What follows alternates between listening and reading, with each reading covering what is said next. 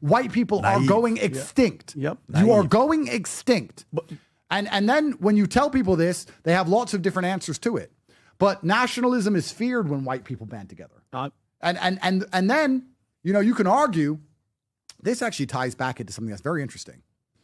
The reason they fear nationalism when white people get banded together is because they apply it to World War II. They say, well, white nationalists do what Hitler did because he was a white nationalist. So they say that when white people get together and are nationalistic, it's like the Nazis. When other people get together and they're nationalistic, it's not. Zero. And you're proud of that?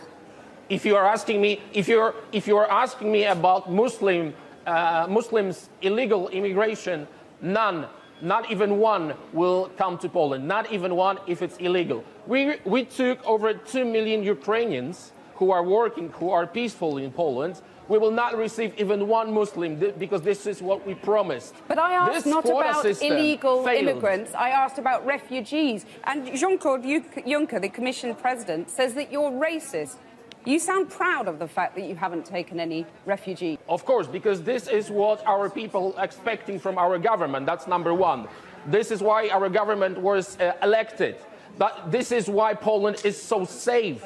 This is the reason why we had not even one terrorist attack. Look at the streets in Poland. And we can be called populists, nationalists, racists. I don't care. I care about my family and about my country. Rob, you can pause it. Go for it. Islam is not an excuse to break border laws.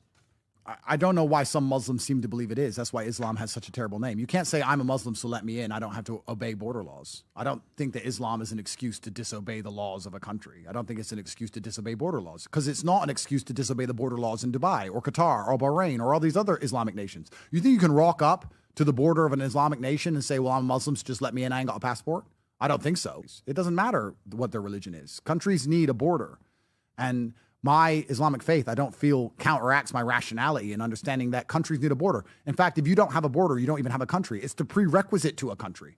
If you can't draw a border of that country, it doesn't exist.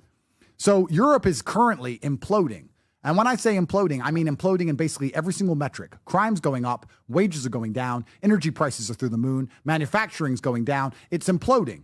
Why is it imploding? Well, it's imploding because it's being run by psychopaths. It's either being run by psychopaths or extremely ignorant individuals who are intent on only finding money to send to Ukraine for a losing war on repeat and shutting up anyone who wants to tell the truth about the things that are happening there. And then you have this sectarianism. You have all of this gender ideology and this identity politics, which is tearing the fabric of society apart, because when a Muslim will do something disgusting and heinous, like be involved in a grooming gang, instead of being disavowed by other Muslims, all the other Muslims seem to start screaming about Islamophobia. And then you wonder why the average white Christian has a problem with Islam. I'm the absolute opposite. If I believe, yes, I am a Muslim, yes. But if you're in a grooming gang, I think you deserve the punishment, the full punishment of the law. In fact, I would wish you to get caught in an Islamic country and see what actual punishment is.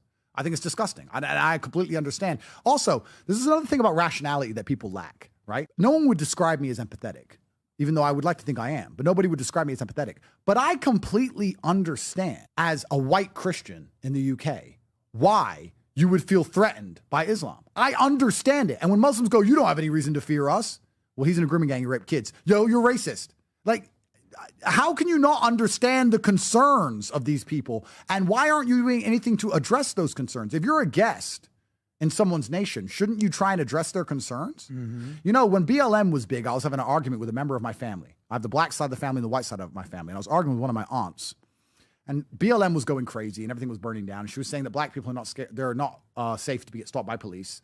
And she bought into the narrative fully. And I said, if that's the case, I would argue that holding large protests and burning things down is going to make it worse. Why don't you hold large rallies saying, we're Americans, we respect the law, we're citizens, and promote a culture of obedience to the law amongst Native African Americans? Wouldn't that fix the issue? I'm not saying that it's fair. She said, why should we have to do that? Life's not fair. I'm not saying you should have to do that. I'm saying, wouldn't it fix the issue if you promote obeying law enforcement as opposed to promoting burning everything down and disobeying law enforcement?